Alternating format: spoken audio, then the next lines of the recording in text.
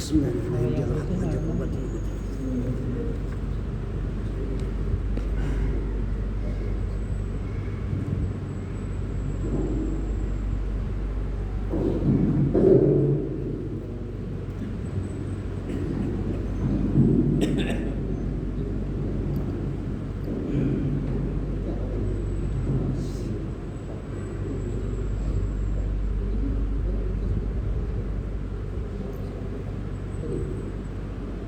Assalamualaikum warahmatullahi wabarakatuh.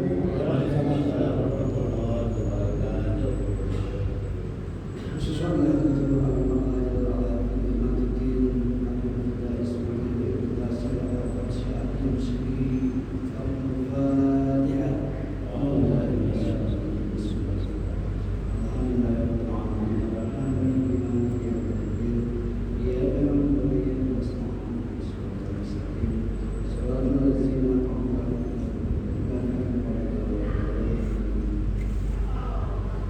Bismillah, alhamdulillah. Nahmaduhu wa nasta'inuhu wa nastaghfiruh wa na'udzu billahi min shururi anfusina wa min sayyiati a'malina may yahdihillahu fala mudilla lahu wa man yudlil fala hadiya lahu. Asyhadu an la ilaha illallah wahdahu la syarika lahu wa asyhadu anna Muhammadan abduhu wa rasuluhu la nabiyya ba'dahu. Rabbi ishrah li sadri wa yassir li amri wahlul 'uqdatam min lisani yafqahu qawli, amma ba'du. Puji dan syukur kita panjatkan kehadirat Allah Subhanahu wa Ta'ala yang masih memberikan kemampuan kepada kita, baik jiwa dan raga, untuk tetap komitmen dan konsisten kita melaksanakan salah satu kewajiban dari Allah, yaitu ibadah sholat maghrib berjamaah yang dilanjutkan dengan kajian tafsir. Tidak semua orang diberi anugerah seperti itu, tapi alhamdulillah wasyukurillah kita insya Allah terbukti mendapatkan nikmat iman, nikmat Islam, nikmat majelis ilmu, dan insya Allah kita akan rasakan nanti di hari pembalasan. Salawat dan salam semoga limpahkan kepada junjungan kita Habibana wa Rasulana Sayyidina Muhammad Rasulullah SAW. Allahumma sholli ala Sayyidina Muhammad wa ala Rasulullah. Hadirin jamaah rahimakumullah, kalau tidak salah malam kemarin kita baru sampai Maliki ya Pak ya. Jadi Al-Fatihah ayat ke-4 dari kalimat Maliki Yaumiddin. Kita baru sampai Maliki. Kita flashback sebentar. Jadi semua surah itu rata-rata ada kronologisnya, ada alurnya, sehingga berkesinambungan. Seperti contohnya surah Al-Fatihah. Bismillahirrahmanirrahim. Kalau menyebut nama Allah dalam segala aktivitas kegiatan di dunia ini, bukan sekedar ibadah ritual, sholat, puasa, bukan. Semua aktivitas, dari mulai bangun tidur sampai tidur kembali, itu aktivitasnya dimulai dengan bismillah. Kalau semua aktivitas pakai bismillah, yakinlah nggak mungkin aktivitasnya aktivitas maksiat, mungkin, karena bismillah mengandung unsur musyawarah. Allah mengamati, Allah memperhatikan, Allah mendampingi. Kita didampingi polisi saja nggak bisa apa-apa kan, nggak bisa berbuat kejahatan, apalagi kalau Allah yang mendampingi. Maka ketika kita mengerjakan atau melakukan aktivitas diiringi dengan bismillah, seraya kita berkeyakinan bahwa Allah mendampingi kita, memperhatikan kita, maka kita akan mendapatkan Ar-Rahman, sifat Allah yang Maha Pengasih, yang memberikan apapun di dunia ini. Dan tambahan bonus satu lagi, sifat Allah yang Maha Penyayang, yang akan memberikan nikmat luar biasa nanti di akhirat. Setelah kita mendapatkan nikmat di dunia Ar-Rahman, nikmat di akhirat Ar-Rahim, maka sepatutnya lah kalau kita diberi nikmat, kita harus bersyukur. Al-Quran mengajarkan cara syukur kita, yaitu dengan mengucapkan alhamdulillah. Tapi alhamdulillah ucapan syukurnya harus harus menyeluruh karena A-nya alif lamnya istighraq. Nggak boleh ada tapi, nggak boleh ada koma, pokoknya total buat Allah segala puji. Bagaimana kalau kita dipuji oleh manusia? Kembalikan alhamdulillah, seperti itu. Kenapa kita harus memuji Allah total? Karena Allah Rabbil Alamin. Allah yang mengutus, bukan mengutus, Allah yang mengurus semua alam itu. Yang mengurus negara kita presiden, misalnya ya. Kalau kita ucapkan terima kasih sama presiden, nah, kenapa harus ucapkan terima kasih? Karena dia pemimpin negara kan gitu. Ini bukan pemimpin lagi, ini yang mengurus menciptakan semua alam ini. Kalau bersyukur, aku kasih, itu pertama. Itu ditandai dengan ud'uni astajib lakum. Berdoalah maka aku akan kabulkan. Ustaz, saya sering berdoa tapi tidak dikabulkan. Insya Allah nanti kita jelaskan hal-hal yang membuat doa dikabul dan hal-hal yang membuat doa tidak terkabul. Insya Allah mudah-mudahan doa dan rezeki. Nah, alasan kita memuji kepada Allah karena Allah itu Rabbil Alamin. Allah Maha mengurus seluruh alam ini, termasuk mengurus kita. Tiap kedipan kita, tiap nafas kita, tiap semua sisi kehidupan kita, Allah mengawasi, mengurus kita. Sepatutnya lah kita memuji Allah secara total. Selanjutnya Ar-Rahman Ar-Rahim. Kenapa harus dua kali Ar-Rahman Ar-Rahim? Konteksnya beda. Karena Allah sudah berjanji dalam surat Ibrahim ayat 7, la in syakartum la azidannakum. Karena kita sudah bersyukur dengan mengucapkan alhamdulillah, maka kata Allah, la azidannakum, aku tambah lagi nih, kata Allah. Apa tambahannya? Ar-Rahman Ar-Rahim. Kita bersyukur lagi, tambah lagi, bersyukur lagi, tambah lagi. Jangan kita terorientasi nambahnya nambah dunia saja atau keduniaan saja. Karena kenikmatan itu bukan hanya sekedar dunia. Hadirin kaum muslimin rahimakumullah, setelah Allah merealisasikan janjinya dengan la in syakartum la azidannakum, kalau kita sudah bersyukur ditandai dengan ucapan alhamdulillahirabbil alamin, maka Allah memberikan bonus tambahan Ar-Rahman Ar-Rahim. Nah, selanjutnya setelah Ar-Rahman Ar-Rahim, maka ayat selanjutnya adalah Maliki Yaumiddin. Semua yang telah Allah berikan kepada kita, baik nikmat di dunia karena sifat Allah yang Maha Rahman. Kita di dunia saja dulu ya, Rahman aja dulu. Karena kalau Rahim nanti di akhirat. Apa yang telah kita terima dari Allah dari sifat Rahman, coba kita cek dari mulai kita lahir sampai sekarang. Waktu kita lahir, yakinlah kita nggak bawa apa-apa. Silakan cek. Mungkin bapak-bapak semua telah menyaksikan anak-anaknya dilahirkan. Ada nggak anaknya yang bawa baju, bawa bekal, bawa tas? Semua bayi di dunia tidak ada kalau menurut saya. Rajin betul juga, bukan bawa barang ya. Berarti kesimpulannya, ketika lahir di dunia kita tidak bawa apa-apa. Itu intinya. Sekarang ada yang sudah di dunia, ada yang 40 tahun, 50 tahun, 60 tahun dan sebagainya.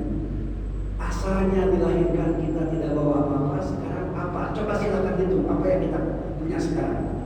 Mobil punya sebagian ya, motor punya, sepeda punya, istri punya, anak punya. Dulu nggak ada loh. Dulu waktu kita dilahirkan nggak ada sama sekali itu. Sekarang Allah anugerahkan hal-hal yang sekarang kita punya. Nah sekarang pertanyaannya, milik siapakah itu? Kan begitu, gitu kan? Jangankan harta kekayaan itu, diri kita aja nggak boleh ngaku-ngaku punya kita. Sekarang mohon maaf, saya tanya sama Pak Haji Yahya, mana yang namanya Pak Haji Yahya? Saya yakin bingung hidupnya. Mau ke sini adanya, mau ke sini wajahnya, mau ke sini tangannya, mau ke sini kakinya. Yang mana ayo? Coba tunjukkan Pak Sobar, Pak RW, mana yang silakan tunjukkan identitasnya.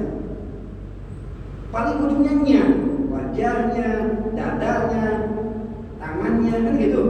Nyanya kemana ya? Ke pemiliknya. Gitu. Karena kita apa? Karena kita memang tak punya apa, asalnya tidak ada. Sekarang menjadi ada, kan gitu. Maka semua yang Allah anugerahkan dengan sifat Ar-Rahman dan Ar-Rahimnya, kenikmatan di dunia ini serba ada, kita segala macam barang-barang, segala macam yang kita pakai ada. Maka ingat bahwa itu adalah Maliki. Mari kita jelaskan. Siapa Maliki? Karena sebelumnya ada Ar-Rahman, apa? Ar-Rahman, Ar-Rahim. Sebelum Ar-Rahman Rahim ada Alhamdulillahi. Kasroh. Berarti lillahi, milik Allah. Apa buktinya? Lamnya lam lil mulkiyah, lam lil milki, lam kepemilikan. Berarti apa yang kita anugerahkan oleh Allah sekarang itu adalah semua milik Allah. Dititipkan sama-sama kita. Nah, itu maksudnya. Nah, sekarang kita yaum malik yaum. Suatu hari nanti, satu hari nanti. Nah, satu hari itu, suatu hari itu artinya yaum. Satu hari nanti, maksudnya nanti di hari kiamat, di hari pembalasan. Suatu hari nanti yaum, ad-din, maka akan dibalas, akan dipertanggungjawabkan. Jadi adil itu asal kata dari kama ta'adilu, itu adil. Ya, apa yang kau buat maka aku akan balas, gitu kata Allah Subhanahu wa taala. Jadi apapun yang dititipkan oleh Allah dimintai pertanggungjawabannya. Analoginya begini. Saya mau pulang kampung, nitip mobil sama Pak Haji Sobat, nitip 1 bulan. Pulang kampunglah saya selama sebulan di kampung. Pulang ke sini, mobil saya bensinnya habis, bannya kempes, mobilnya kotor, spionnya satu tak ada. Mohon maaf, kira-kira saya sebagai pemilik mobil marah nggak sama Pak Sobat? Kira-kira orang normal pasti marah, ya. Masa dititipin nggak becus merawat kan gitu. Itu intinya. Nah, kita pun demikian, Pak. Kita dititipkan oleh Allah segala macam anak, istri, rumah, barang segala macam, itu semuanya dititipkan. Apa dalil titipannya? Dalil titipannya, coba lihat, ada kalimat innalillahi wa inna ilaihi raji'un. Gitu ya. Itu kalimat lengkapnya adalah alladzina idza asabathum musibah qalu inna lillahi wa inna ilaihi raji'un. Itu dalam surat Al-Baqarah ayat 156. Kita coba tuliskan innalillahi wa inna ilaihi raji'un sebagai bukti bahwa segala sesuatunya dari Allah dan akan kembali kepada Allah dan perlu dipertanggungjawabkan. Inna lillahi wa inna ilaihi raji'un. Inna itu asal kata dari inna dan nah, jadi apa ya asalnya? Asalnya gitu. Jadi inna atau anna itu artinya sesungguhnya taukid. Tapi kalau pakai alif ini ada kalimat nahnu. Nahnu itu artinya kita atau kami, ya, kami. Kalau dalam ilmu sorof ada wa huma hum ya huma hunna. Anta antuma antum, anta antuma antuna, ana nahnu. Nahnu itu artinya kita. ya. Nah selanjutnya cara bacanya adalah harus panjang. Inna, ya. Ada sebagian ketika membaca syahadat, asyhadu an la ilaha illallah wa asyhadu anna Muhammadar Rasulullah, ini memang apa? Wa asyhadu anna Muhammadar Rasulullah. Nah intinya ya, hati-hati, jangan sampai dipanjangkan ya. Nanti seperti ini khawatirnya. Ya. Allahu Akbar, Allahu Akbar, asyhadu an la ilaha illallah wa asyhadu anna Muhammadar Rasulullah. Ya. Kalau sampai kayak ini nanti ujungnya kayak ini. Kalau anna Muhammadan sesungguhnya Nabi Muhammad, tapi kalau anna sesungguhnya kami Muhammad, itu masalahnya. Beda panjang sedikit itu berubah makna. Kayak alhamdulillahirabbil alamin, segala puji bagi Allah Tuhan yang mengurus alam. Tapi kalau ada bunyi alif, alhamdulillahirabbil alamin, alif kan? Segala puji bagi Allah Tuhan yang menyakitkan. Dapat dah jauh maknanya ya. Itu hati-hati betul.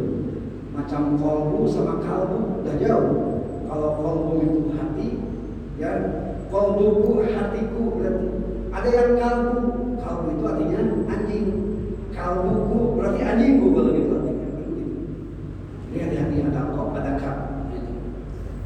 Ini untuk sekedar pengetahuan tambahan saja lah. Nah selanjutnya, jadi bukti daripada kita ini milik Allah yaitu dalam surat Al-Baqarah ayat 156, ya. Alladzina idza asabatum musibah qalu inna lillahi wa inna ilaihi raji'un. Itu dalil bahwa kita adalah milik Allah Subhanahu wa taala. Hadirin kaum muslimin rahimakumullah, sampai di sini sebelum saya lanjutkan, barangkali ada yang ditanyakan, kita jawab bersama-sama. Lanjut ya. Oh ya. Inna wa inna ilaihi. Ya. Ya. Baik. Maknanya. Kalau ini innalillahi, ya, ini dua harga karena matobi, ya. Jadi alif ada sebelum pada. Tapi kalau ini lain lagi, wa inna ini panjang. Kenapa? Karena ini matobi menghadapi huruf alif, namanya majaiz munfasil. Jadi panjangnya 6, harkat kalau ini 2, ini 6. Ini panjang karena gara-gara majaiz munfasil. Majaiz munfasil itu adalah mad tobi'i bertemu alif setelahnya. Itu soalnya. Maknanya sama. Inna ini dengan ini sama. Inna sesungguhnya kami lillahi bagi Allah. Wa inna dan sesungguhnya kami ilahi, bakal balik kepadanya. Ilahi kepada Allah, rojiun pengembali apa? Mengembalikan atau kembali. Maknanya sama ini. Ini sama maknanya. Kenapa ini dua harkat? Kenapa ini enam harkat? Karena ini matobi biasa. Setelah matobi nggak ada alif kan di sini. Tapi kalau ini setelah matobi ada alif. Ini namanya majaiz munfasil. Itu. Ada majaiz, ada mad wajib semua. Mad itu ada dua, ada mad asli, mad tobi, ada mad far'i. Mad far'i ada 13. Mad wajib, majaiz, mad far'u, mad disebut mad dan sebagainya. Itu sementara mungkin memang sementara itu. Jadi inna yang pertama dengan inna yang kedua itu sama artinya. Kami di mana nahnu. Jadi ya maksudnya kami di sini adalah kita ya, karena orang-orang terjemahnya seperti itu ya. Orang-orang ketika dia kena musibah mereka mereka berkata innalillahi wa inna ilaihi raji'un. Jadi apakah ucapan innalillahi wa inna ilaihi raji'un apakah semua musibah. Di sini musibah. Contoh misalnya kucing mati, kapal tenggelam, Ya. itu apakah tidak sama dengan manusia juga? Atau gimana? Di sini alladzina idza asobathum, kalau kena musibah, kapal tenggelam musibah bukan, itu aja. Kucing mati kesayangan kita musibah enggak? Nah, itu aja. Karena kucing pun dari Allah juga gitu maksudnya. Ya. Pokoknya hal-hal yang sifatnya musibah kita mengucapkan innalillah, bukan yang meninggal saja. Kita apa ya? Bapak-bapak mungkin tahu lah contoh musibahnya, nggak usah dicontohkan ya. Yang jelas kalau yang namanya musibah maka diajukan, bukan diwajibkan gitu. Ma'yusab wala fihi wala yaqub wala taqi, dikerjakan mendapat pahala, tidak pun tak apa-apa. Kalau kena musibah dianjurkan mengucapkan innalillahi wa inna ilaihi raji'un. Jangan bolada masa iya, ada dengan jangan dengan bahasa lain itu maksudnya. Dengan ucapan innalillahi wa inna ilaihi raji'un. Baik, untuk sementara itu dulu ya Pak Imam, untuk sementara. Nah, sekarang saya mau membuat kesepakatan, bukan saya, kita semua membuat kesepakatan. Berarti setuju ya, semua yang kita miliki itu adalah titipan dari Allah Subhanahu wa Ta'ala. Berarti motor Pak Haji yang di luar tuh punya Allah ya, bukan punya Pak Haji ya. Hakikatnya kan begitu. Ya. Terus motor Pak Haji juga yang di luar punya Allah juga ya. Nah, sepakat lah ya, semua yang kita miliki itu punya Allah. Gitu ya. Yang namanya punya Allah berarti kita hanya titipan saja. Gitu ya. Nah, baik. Sekarang yang jadi masalah, apakah titipan Allah sudah kita maksimalkan? Allah nitip mata sama kita. Kata Allah, silakan pakai mata untuk kebaikan. Kenyataannya mata kita dipakai untuk apa? Coba kalau kita nengok HP, banyak melihat maksiatnya atau banyak melihat kebaikannya? Silakan introspeksi masing-masing. Nah, gitu ya. Allah ngasih mulut sama kita, suara, apalagi suara yang bagus. Silahkan, itu mulut apakah banyak firmannya, banyak zikirnya, atau banyak caci makinya, atau banyak ngomongin orangnya. Silahkan, terus aja masing-masing. Titipan loh, kalau apa disalahgunakan Allah marah, kan gitu. Terus mata, telinga. Allah titipkan telinga sama kita dengan pendengarannya. Nikmat luar biasa. Banyak orang yang dikasih telinga tapi nggak bisa dengar. Kita alhamdulillah dikasih telinga dengan mendengarnya, dikasih mata dengan melihat. Nah, apakah telinganya dipakai? Tidak, kan begitu. Ketika suara muazin berteriak hayya 'alas shalah, sering dia mendengar hayya 'alas shalah, hayya 'alas shalah, padahal rumah dekat. Padahal dengar jelas, kok nggak beranjak dari tempat tidur, kok nggak beranjak dari kursi, kok nggak beranjak dari TV, kok nggak beranjak dari HP. Awas tuh, itu titipan dari Allah pendengaran tuh. Sekali cabut pendengarannya, baru kerasa, kan gitu. Nah jadi ini baru tubuh kita yang mata, telinga, mulut, ini baru tubuh kita, belum barang-barang yang lain belum. Itu semuanya akan dipertanggungjawabkan. Tak percaya? Lihat surat Bani Israil ayat 36. Inna sama wal basara wal fuada kan ulaikan. Setiap pendengaran, setiap penglihatan, bahkan hati, itu semuanya Allah akan mempertanggungjawabkannya nanti di hari pembalasan. Bukan sekarang, di hari pembalasan. Pendengaran, mata, bahkan hati, bahkan.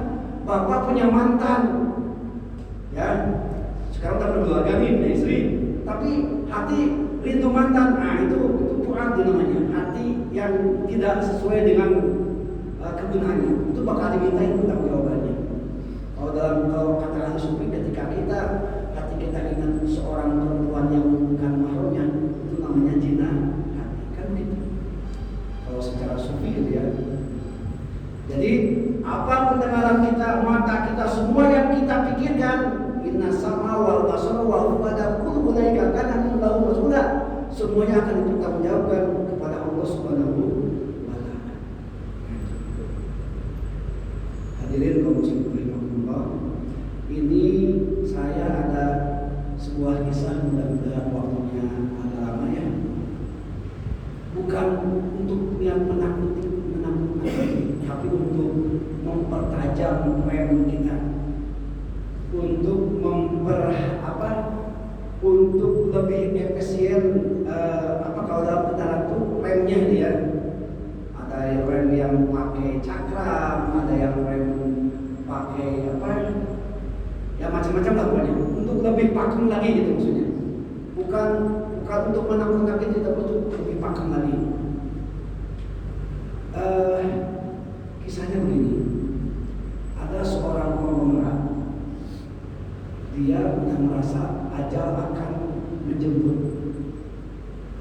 Jadi dia punya keinginan ketika di alam barzah selama 40 hari dia ingin ditemani gitu. Dengan catatan kalau ada yang mau menemani maka hartanya 50% diserahkan gitu ya. Konglomerat udah triliunan, kalau setengahnya diambil wah otomatis kaya raya kan gitu. Ditanyalah anak-anaknya, nah mau nggak nemenin papa 40 hari aja nanti kalau papa meninggal? Anaknya nggak mau kan? Ya, anaknya nggak mau. Tanya istrinya, mau nggak nemenin papa kalau nanti papa meninggal 40 hari saja? Kompensasinya silahkan setengah harta ambil. Anak aja nggak mau, apalagi mama gitu kata istrinya. Hubungi lagi adiknya, dek mau nggak menemani saya ketika saya mati? Istrimu anak aja nggak mau, apalagi saya, gitu jawabannya. Hanya saking stresnya dibuatlah pengumuman kepada masyarakat umum. Diumumkan di sana, barang siapa yang bisa menemani kalau saya mati, maka 50% harta kekayaan akan dibagi. Sampailah informasi itu kepada seorang miskin di sebuah desa. Karena dia merasa hubbu dunia, sering menghayal kaya, menghayal punya mobil mewah, menghayal punya gedung bertingkat, mobil berkilat, mungkin istrinya sampai 4 dan sebagainya, menghayal seperti itu lah pokoknya ya. Tapi miskin gitu, saking banyak khayalannya gitu. Karena ada motivasi setengah hartanya diwariskan, maka dia sanggup orang miskin tersebut untuk menemani si konglomerat. Dibikinkanlah MOU, Memorandum of Understanding, mungkin pakai materai 10.000 ditandatangan dan segala macamnya. Intinya kalau sampai menemani sampai 40 hari, dah 50% kekayaan silakan diambilkan gitu. Tibalah si konglomerat itu meninggal, maka dikuburkanlah si konglomerat itu dengan si orang miskin tadi. Jadi si makamnya itu memang dimodifikasi, ada yang khusus mayat, ada yang khusus ada meja kursi di bawah gitu. Ketika sudah ditinggalkan semua oleh para peziarah, maka datanglah malaikat pemeriksa alam kubur munkar wa nakir. Mau menanyakan hal si mayat, gitu ya. Dia lihat ada makhluk lain, kau lagi ngapain? Kata malaikat, aku cuma nunggu aja malaikat, karena aku ada perjanjian sama dia. Kalau aku nunggu 40 hari di sini, aku dapat harta warisan 50%. Itu kata si orang miskin. Apa kerjaan kamu? Kerjaan saya tukang ngambil kayu bakar di hutan. Kamu punya kekayaan apa? Saya tak punya apa-apa, karena saking miskinnya. Saya cuma punya kampak saja. Itu kampak dibeli oleh apa? Dibeli sama uang. Ya, uang kamu halal atau tidak? Sampai ditanya gitu Pak. Sehari ditanya gitu selesai, balik lagi mereka. Besoknya balik lagi ke yang orang miskin tadi, ditanya lagi, kamu itu nebang pohon di mana? Di hutan. Tahu nggak itu pohon siapa? Yaitu pohon hutan, pohon yang punya siapa saja, yang penting yang mau silakan tebang. Gitu. Balik lagi mereka. Hari ketiga balik lagi ke kuburan, tanya lagi ke si yang miskin. Kamu setelah bikin kayu bakar dijual kemana? Dijual ke pasar. Duitnya berapa? Sekian. Sampai bolak-balik sampai hari ke-39 terus saja pertanyaannya tentang kampak dan kayu bakar. Baru kampak dan kayu bakar. Hari ke-40 ketika malaikat datang mau nanya lagi tentang kampaknya, dia langsung nyerah, langsung keluar. Ditanya soal tepuk tangan orang yang menantikan 40 hari kemunculan dia. Ditanya sukses kamu dapat 50% harta warisan. Apa yang orang miskin katakan? Silakan ambil saja harta warisan yang 50%. Silakan ambil. Satu kampak aja 40 hari nggak selesai. Apalagi kalau sampai miliaran itu Pak ya. Itu hanya sekedar gambaran buat kita. Jadi kopiah yang kita pakai itu ditanya, baju yang kita pakai itu ditanya. Jadi Pak kalau punya baju baru, bagusnya jangan langsung dipakai ke undangan, langsung dipakai sholat. Jadi nanti supaya ikannya sama mereka nyaman. Oh ini pertama kali pakai sholat, udah selesai. Gitu ya. Maksudnya gitu. Supaya kita pun harus lebih cerdas lah daripada malaikat ya.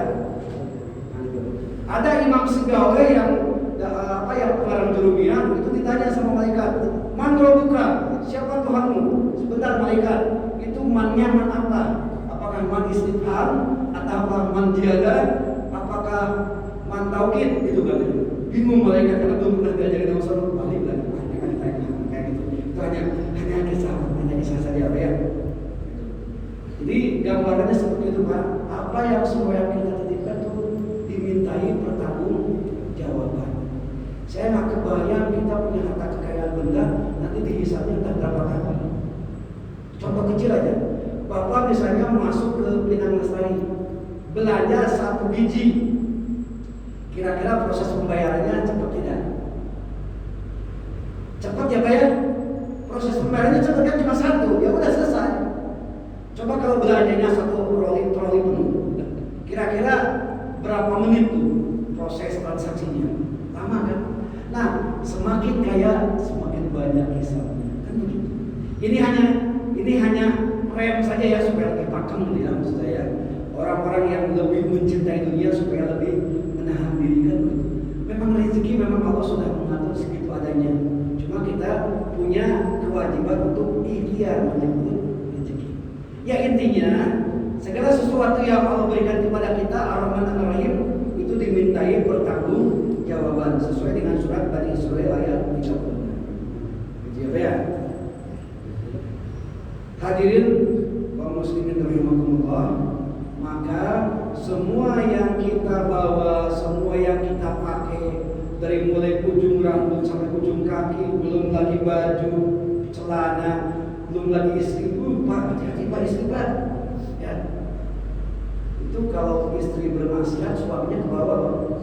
Karena yang wajib mendidik istri adalah suami. Mohon maaf ya, saya bukan bermaksud apa-apa. Istri bapak misalnya tiktokannya sambil nari-nari begini kan gitu ya, begitu sambil nari-nari misalnya nih, kan pasti ditonton oleh orang lain kan, ditontonnya sama laki-laki yang rata-rata bukan mahramnya kan, menikmati wajah istri kita, menikmati goyangan istri kita, itu jangan salah. Di samping dosanya buat perempuan itu, suaminya juga kena. Kenapa? Karena suami wajib mendidiknya. Bahkan kalau foto-foto maksiat, foto-foto yang mengandung unsur dosa, pelakunya sudah mati, fotonya, videonya masih dinikmati, itu dosa terus terwariskan terus. Namun bila semua bukan hanya hadis sedekah yang mengalir tersebut. Tidak macam ada foto amal dan salasin sudah foto jariatin. Walau yuntafawi walau sudah bukan itu saja, tapi perbuatan maksiat yang masih dinikmati oleh orang lain yang berbuat maksiatnya mati, selagi itu konten masih dinikmati, ngalir dosanya terus. Kenapa? Karena dia berbuat dosa. Ya, mau cakap terus bapak juga nggak pakai jilbab, itu suaminya lanjutkan. Apalagi kalau sampai berbuat maksiat yang luar biasa. Ya, Pak ya. Jadi hati-hati, istri titipan, harta Semuanya titipan karena milik Allah dititipkan sama kita. Yaum, suatu saat, suatu hari, maksudnya di hari pembalasan. Middin, dimintai pertanggungjawaban apa yang telah kita. Waduh, mau setor itu nggak usah kaya. Enggak, harus kaya Pak. Kita harus kaya. Apa kewajiban kita harus kaya? Aqimus sholat wa atuz zakat. Dirikanlah sholat dan bayar zakat. Saya mau tanya, yang bayar zakat orang kaya orang miskin? Orang kaya, ya. Kalau orang miskin nggak usah bayar zakat, tapi menerima zakat. Hati-hati panitia zakat, jangan sampai jadi jaket ya. Harusnya kalau orang miskin ini malah jadi jaket, jadi baju kan begitu ya.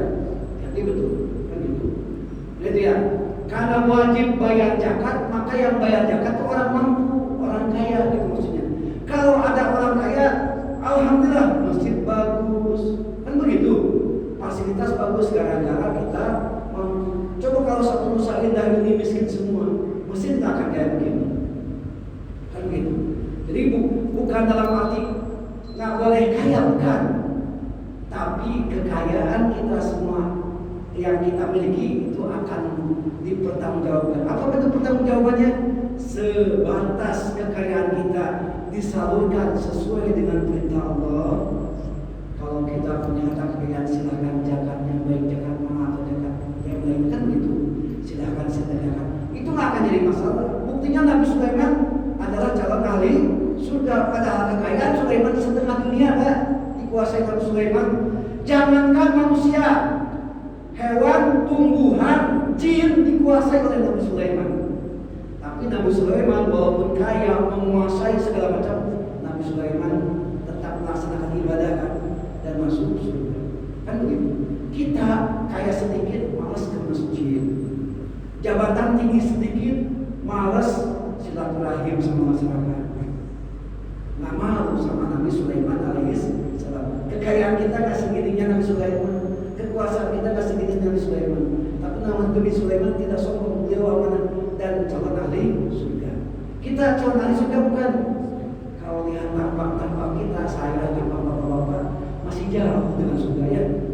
Kata ulama tuh, bila subhanallah firdaus ya'ala wa la aqwa 'alanna min jahimi fa habdi taubata wa fi dunubi fa inna aqrabina bil adimi. Kan begitu kata ulama. Ilahi subhanallah firdaus ya'ala, ya Allah, kami tak pantas menghuni surga ya Allah.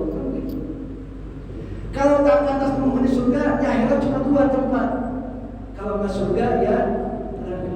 Berarti kita wajah-wajah neraka kalau wajahnya kan begitu. Tapi apa melihat introspeksi itu? Lebih baik benar merasa daripada merasa benar. Ya, kalau benar merasa, insya Allah kita introspeksi. Tapi kalau merasa benar, itu apa bedanya dengan sombong kan gitu. Jadi mendingan itu aja. Kita introspeksi Allah, kita pantas aku dengan surga. Karena kegiatan kita lebih banyak dunianya daripada akhiratnya. Kan gitu. Lagi sholat aja kita banyak tahusnya. Allah, mentang-mentang punya motor baru kita sholati, wasujuki, wa Yamaha, wa Kawasaki. Enggaknya gitu kan. Harusnya kita sholati wa nusuki, wa mahyaya, wa mamati. Ini malah merek motor yang disebut. Ya, Allahu Akbar. Artinya Allah Maha Besar. Allah Maha Besar. Boro-boro membesarkan Allah, membesarkan pangkat, membesarkan dunia, pikirannya kekerjaan, pikirannya ke kantor. Itu bukan membesarkan Allah, itu namanya. Padahal ucapannya Allah. Itu banyak kalau kita introspeksi itu tak pantas kita masuk surga. Ya. Hadirin kaum muslimin rahimakumullah. Berapa menit lagi memang? Udah. 3 menit lagi. Baik, 3 menit kita sebelum kesimpulan kita silakan barangkali ada yang ditanyakan atau sharing atau pendapat lain, silakan. Silakan yang lain. Ini Ustaz. Sebenarnya kita tidak ada. Ya. Jadi begini, kita sebagai pengurus, maaf ini kita semua. Ibu-ibu kita ini kan taklim setiap hari dan mereka itu melakukan selawatan di masjid kita ini. dan pakai suara yang lantang. Jadi ini bagaimana, apakah sudah termasuk itu melanggar aturan agama atau bagaimana? Kalau melanggar, kira-kira supaya mereka tidak merasa tersinggung dan kita sebagai pengurus sebagainya dan sebagainya. Ya, media sosial ya untuk mana Pak RW bisa saya dengan pengurus sipil. Yang pertama, innallaha wa malaikatahu yusholluna 'alan nabi ya ayyuhalladzina amanu shollu 'alaihi wa sallimu. Kalau masalah salawat jelas perintah Allah kan, itu yang pertama. Yang kedua, cara sholawat itu ada dua, ada sholawat mahsur, ada sholawat buatan ulama. Dua-duanya sunnah. Yang ketiga, bagaimana cara bahasa sholawat? Bisa sir, bisa zahar, bisa lirik, bisa disuarakan. Nah, bagaimana hukum disuarakan? Kalau umur bima musyriha, apa maksudnya? Kan gitu. Maksudnya disuarakan apa? Kalau maksudnya untuk mensiarkan, itu aja masalah. Niatnya untuk mensiarkan ya. Kalau niatnya supaya suaranya dipuji, suaranya bagus, itu lain cerita. Jadi kalau menurut saya sholawatan jelas sudah ada hukumnya. Suara boleh mau zahar atau mau sir atau mau lirik. Nah sekarang masalahnya ketika suara keras, kita tanya Pak RW, kira-kira mengganggu masyarakat atau tidak? Itu kita ambil jalan tengah. Kalau misalnya syiar itu mengganggu masyarakat, perlu rekonsiliasi. Apa jalan tengah yang terbagus kan gitu. Tapi kalau masyarakat tak keberatan, silahkan lanjutkan. Karena niatnya syiar, kan gitu ya. Syiar dalam pengertian kita menyemarakan agama kita, menyemarakan, memakmurkan mesin kita. Tapi kalau mengganggu, insya Allah ingat, aku minallah, aku minan nas. Urusan dengan Allah selesai, urusan dengan manusia selesai atau tidak? Karena di lingkungan kita kan ada yang muslim, ada yang non muslim. Mungkin ada yang merasa biasa-biasa saja, ada yang merasa terganggu. Ini yang merasa terganggunya itu yang jadi masalah. Kalau merasa terganggu, terus mereka tak bisa berbuat apa-apa, bisa saja jodoh pengurus muslim itu. Makanya harus ada rekonsiliasi, harus ada musyawarah, harus ada jalan. Nah, itu baik menurut saya. Karena memang ketika kita melaksanakan suatu ibadah yang konteksnya umum, itu memang harus maslahatul mursala, harus tercipta kemaslahatan. Itu pesan daripada Rasulullah SAW. Jangan sampai niat kita bagus tapi efeknya buruk. Kita maksudnya ibu-ibu ini. Ya, maksud saya maksudnya apa? Apa untuk syiar dan mengganggu tidak? Pak RW kira-kira mengganggu tidak? Ketika ibu sholawat di masjid misalnya atau di mana masyarakat, kan begitu. Kalau kata Pak RW misalnya tak mengganggu, silahkan lanjutkan, tak masalah, kan gitu. Sebetulnya bisa segala sesuatunya bisa dimusyawarahkan kan, bisa di apa? Bisa dirembukan itu aja. Hadirin kaum muslimin rahimahullah, dalam agama kita Islam itu artinya damai, selamat, kan begitu, maslahat, ya tidak ada kehilangan apa, tidak ada rintangan dan segala macam. Jadi dalam kehidupan bersosial, kehidupan bermasyarakat, ketika kita ibadah, kalau sudah waktunya umum, maka memang perlu musyawarah. Jadi gitu ya, al-umur bima musyriha, segala sesuatu bagaimana maksudnya. Kalau maksudnya syiar dan ada masalah, lanjut saja. Dan Pak Imam kalau begitu itu apa dasarnya? Itu kan begitu harusnya. Kalau dasarnya misalnya mengganggu masyarakat ada keluhan, berarti bagus begitu. Tapi kalau ada keluhan, kenapa tidak, silakan aja lanjutkan demi syiar daripada agama kita, agama Islam. Hadirin kaum muslimin rahimakumullah, itu saja mungkin yang bisa saya sampaikan. Saya mohon maaf, bukan bermaksud menggurui, bukan bermaksud mengajarkan bebek berenang, bukan bermaksud apa-apa. Karena saya ditugaskan oleh pengurus masjid tiap malam Sabtu untuk membahas ayat tafsir. Jadi mudah-mudahan saya tidak ada niat apa-apa, hanya menyampaikan saja. Sekian dan demikian, mudah-mudahan ada guna dan manfaatnya. Wallahu muwaffiq ila aqwamit thoriq. Wassalamualaikum warahmatullahi wabarakatuh. Waalaikumsalam.